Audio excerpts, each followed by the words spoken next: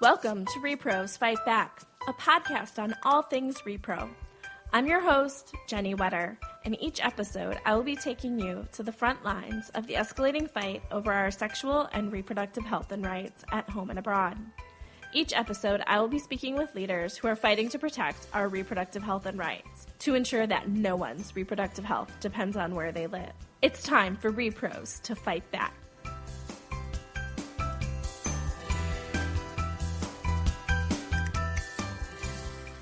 Welcome to rePROs Fight Back. Since this podcast is going to cover a range of domestic and international issues, I thought it was important to start the podcast series by doing some scene setting on some domestic and international reproductive health issues.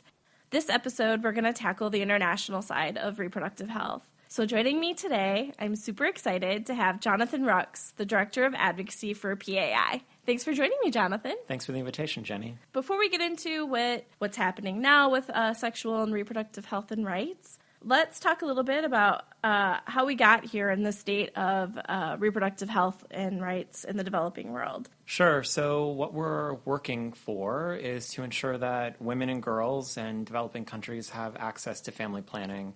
That's something that PAI, my organization, focuses on a daily basis in our fight for sexual and reproductive health and rights. The state of the world right now is that 214 million women in developing countries want access to family planning but lack that access to modern contraceptives. Before we talk about what's happened under the Trump administration, let's kind of go back a little bit into the things that the Obama administration has done for reproductive health. So let's focus first on what happened to U.S. funding for family planning. The Obama administration fully believed in and supported family planning funding and maintained the U.S. role as the largest donor, bilateral donor for family planning funding, and really asserted its role and recognized that where the U.S. Stepped up and led in these efforts, other countries, other donor governments would follow. I know that's like a wide variety of programs that kind of fall under family planning. Do we want to talk about some of the different things that the U.S. government has done around family planning? Sure. The U.S. Recognizes the whole host of sexual and reproductive health programs, right? So you're talking about not just ensuring that women and girls have access to contraceptives, but making sure that we're also funding important programs that reduce child marriage, that help to deal with fistula, for example, that provide a whole host of services, sexual and reproductive health care, really making sure that these programs and services are integrated. So integrating family planning service delivery sites with access to HIV screening, care, and treatment, making sure that at these same sites that women who bring their children, that they can be screened and immunized, receive nutrition counseling, maternal child health, all of these key interventions that really ensure that women survive and children thrive, that they're all provided at one location.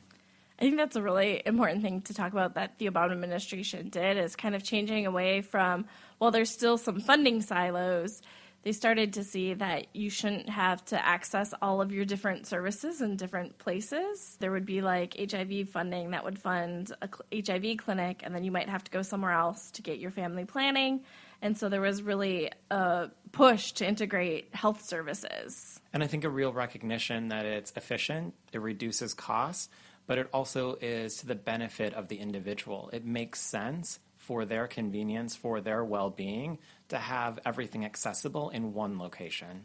Absolutely. You don't want to have to run all over to try and get in, especially if you're in developing countries where maybe you're going to have to wait in line or wait to get an appointment or travel really far to access these services, to have to travel multiple times or to multiple places to get it. It's easier to get a whole of care if it's all in one place. That's exactly right, and ensures that people will actually access those comprehensive services and puts the responsibility much more on the provider to make sure that they're all there versus, as you know, a whole host of things that could happen if you had to go from one place to another to receive all these services. Like, life happens, and access to those services could be very well interrupted. So I know we talked about the 214 million women who don't have easy access to modern methods.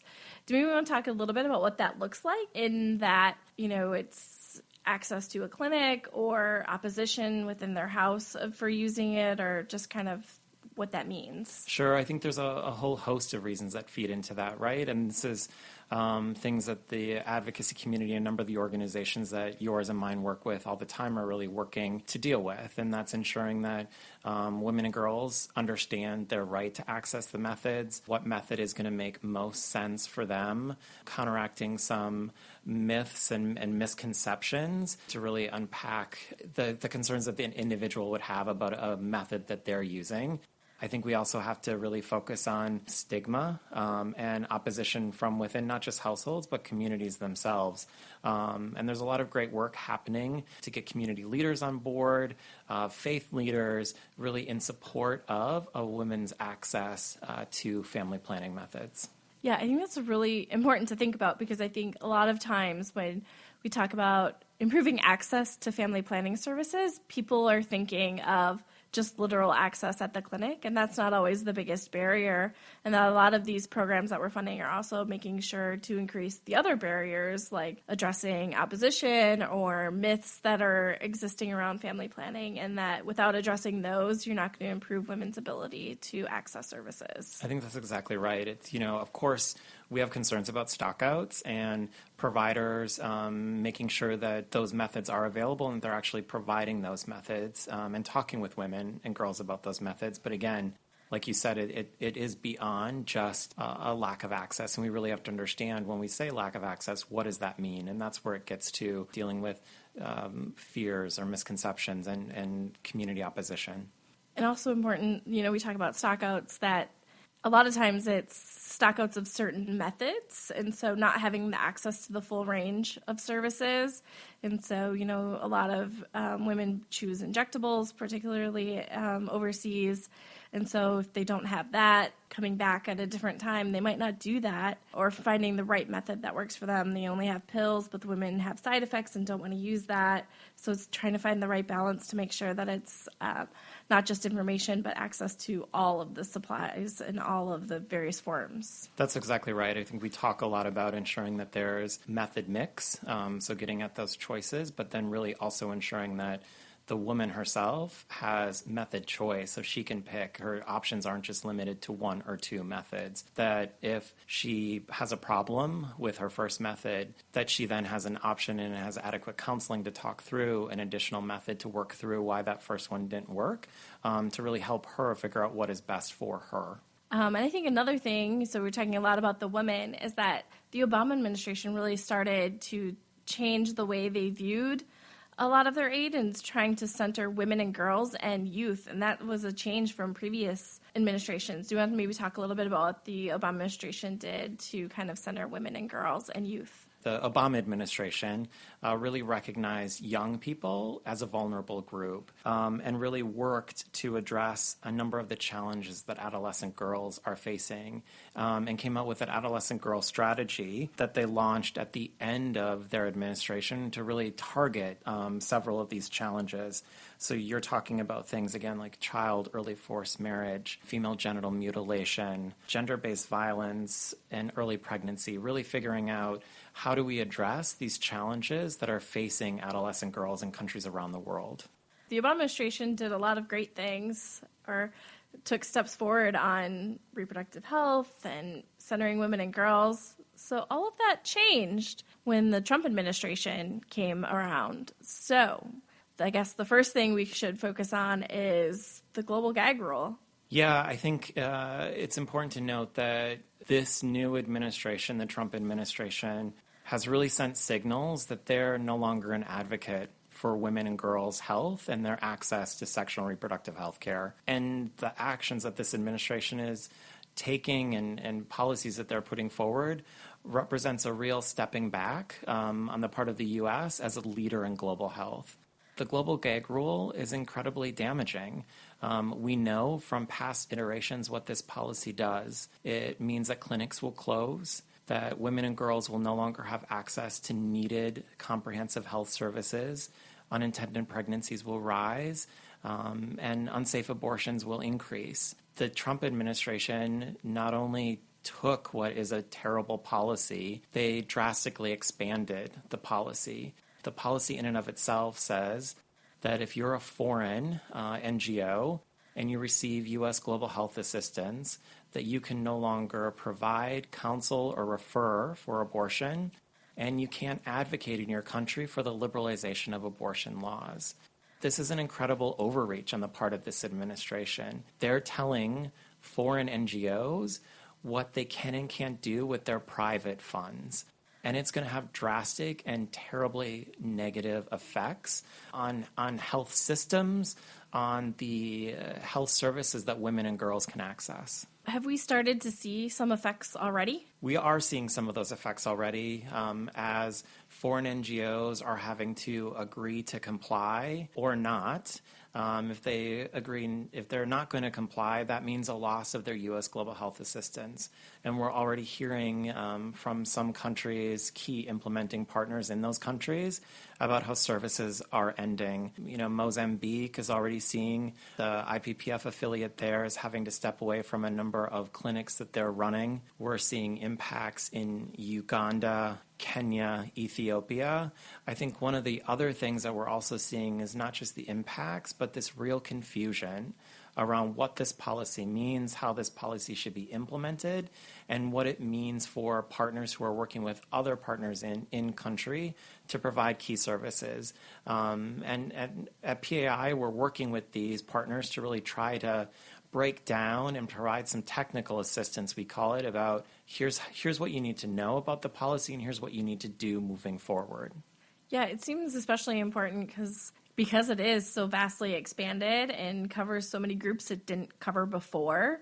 But it also covers in State Department bureaus that haven't had to deal with it before. So it seems like there's room for confusion in so many places. That's exactly right. Past iterations of the policy were limited to family planning assistance only. The expansion under the Trump administration expands the policy now to all global health assistance. So not just family planning assistance. You're talking about maternal child health, HIV/AIDS, tuberculosis, malaria, nutrition, WASH. All of these programs now are being run by implementers who, if they weren't covered under family planning assistance last time, this is all new to them. I think it's also really important to point out, back to our earlier conversation about integration, that the way in which we deliver aid has vastly changed since the second George W. Bush administration, when the policy was last in place. At that time, the aid structures were really siloed, so family planning assistance implementers were really only delivering that assistance.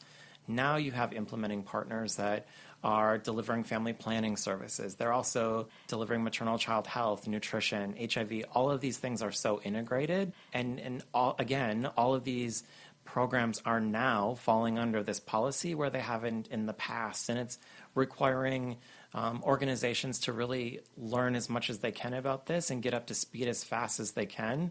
And a number of advocacy organizations are trying to work with these partners to mitigate the harm and unintended consequences and really make sure that the policy isn't being overly implemented. Yeah, I feel like with this big expansion, you're having groups having to make really hard choices. If they decide they really want to make sure that they are providing as many services as they can, then maybe they can't turn down the U.S. money. And if they want to ensure that they are making sure women have full access to options, that puts organizations in a really hard place. That's exactly right. I think that we really have to recognize how challenging this policy is and what this does to an organization and how they have to grapple with it. And I think it's important to note that agreeing to comply with the policy doesn't necessarily mean a philosophical alignment with the policy. We have to recognize that some of these implementing partners are operating in countries providing services where no other partner could step in and fill that gap. So if they make the tough decision to comply, that's because they recognize that in their absence, there will be no services provided. Or worse yet, a subpar partner would come in and provide inadequate and services that aren't of high quality.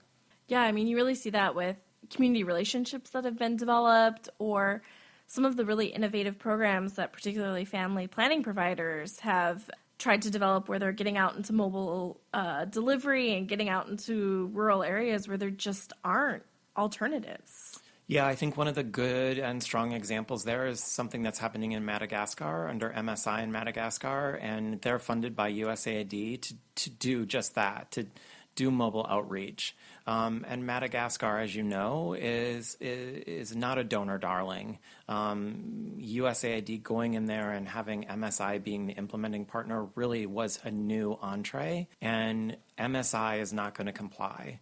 And when they're no longer eligible to receive U.S. funding as a result of that, that could be the end of that mobile outreach. And that means that those communities who are receiving services, those women and girls in those communities, will no longer have access to services because there just aren't there's a dearth of partners in Madagascar. So the next thing that the Trump administration took aim at was the United Nations Population Fund, or UNFPA, which is how we'll probably be mostly referring to it as we go forward. Why did the Trump administration defend them, and what is UNFPA? The United Nations Population Fund is the largest multilateral donor for key sexual and reproductive health and rights services. So focusing on not just delivering family planning, but really working to counteract child marriage to ensure that there's treatment available for female fistula and ending female genital mutilation, and a major player when it comes to delivering services in humanitarian settings and ensuring that women and girls and their families who are fleeing situations in Syria, for example, or what we're seeing right now in Myanmar with the Rohingya, that they're able to access services when they go to camps, that their health is taken care of and provided for. The Trump administration ended all funding to UNFPA based on a pretty bogus argument. I think a number of us in the community would argue about their work in China and trying to say that because UNFPA is in China, that they're complicit in China's two-child policy. Right, and we know that, one, that's not what UNFPA is doing in China. They are working to assure voluntary services, but leaving that aside, UNFPA does great work, and I think the most clear example of where they are doing something where they cannot be easily replaced is focusing on their work in humanitarian settings, where the U.S., under the Obama administration, has really ramped up their support, and that's a really large gap that UNFPA now needs to worry about filling. That's right. The U.S. is, I think, the fourth largest donor when it comes to their humanitarian programs. And I think we can't underestimate that the loss of U.S. funding is going to be catastrophic for vulnerable women and girls who are in dire humanitarian situations. And they're going to suffer as a result of this policy.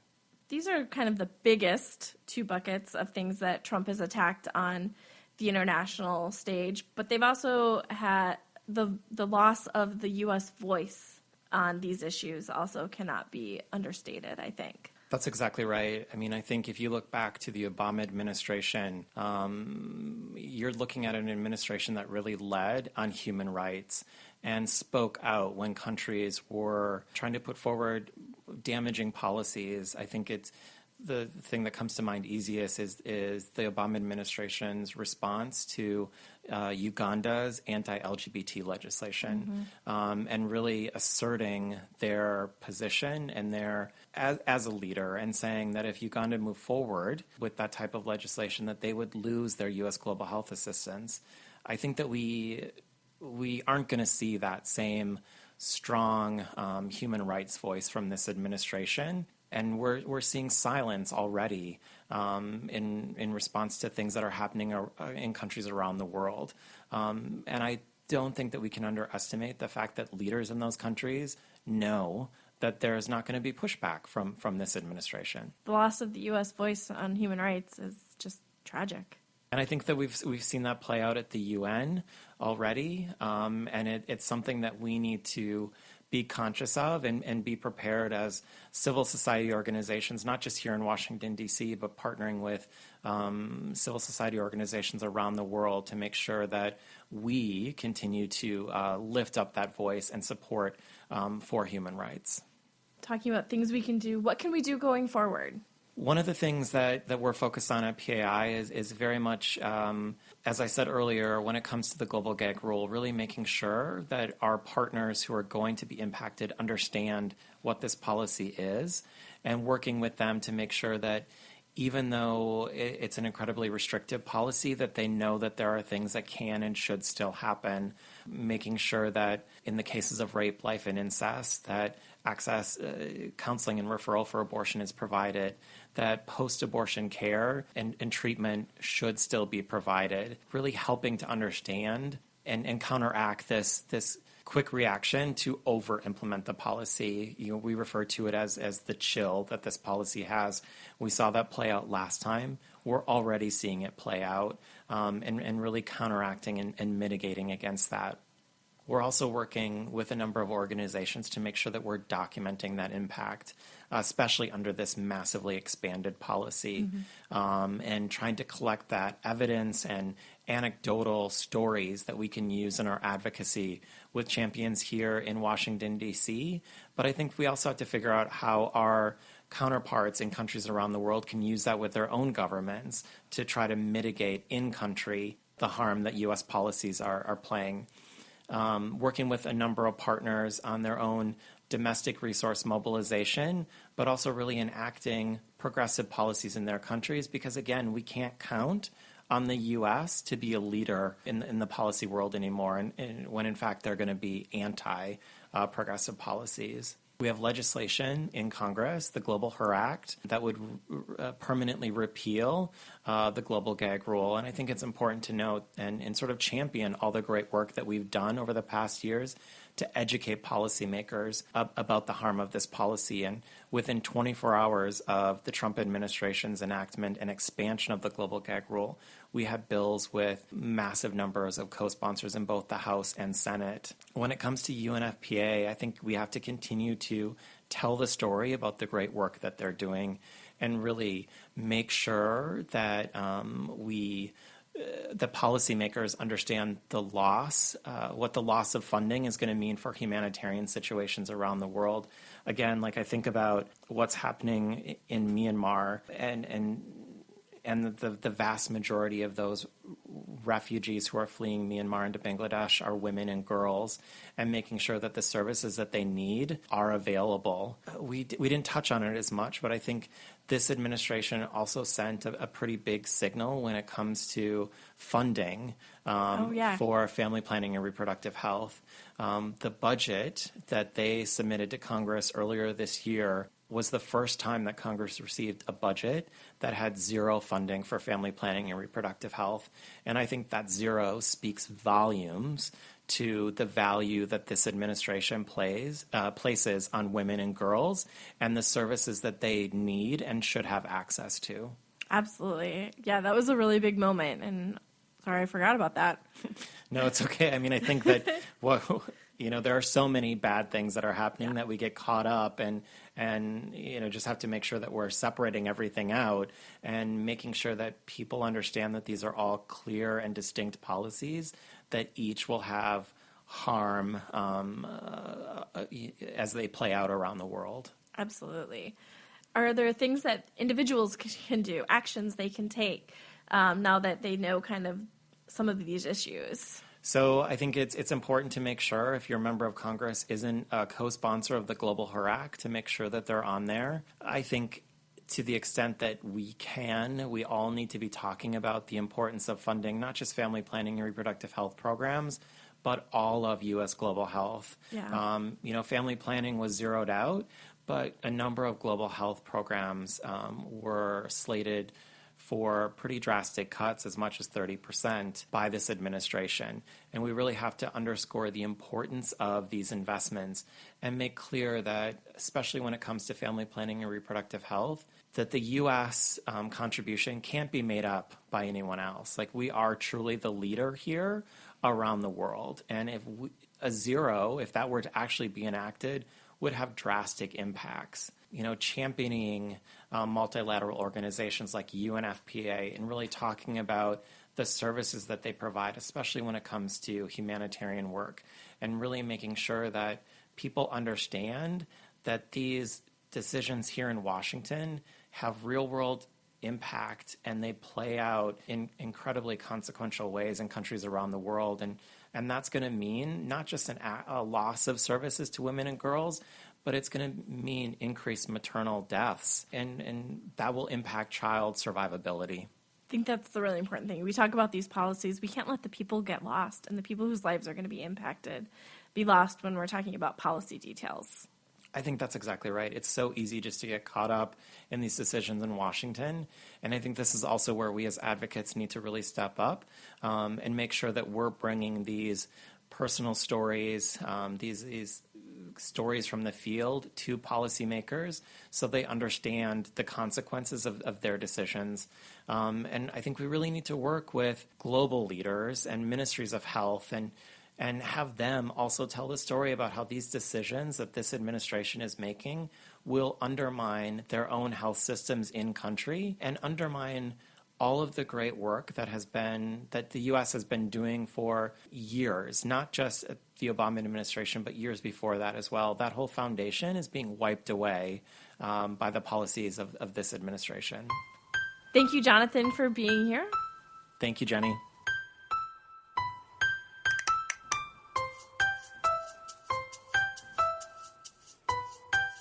For more information, including show notes from this episode and previous episodes, please visit our website at reprosfightback.com. You can also find us on Facebook and Twitter at reprosfightback. If you like our show, please help others find it by sharing it with your friends and subscribing, rating, and reviewing us on iTunes. Thanks for listening.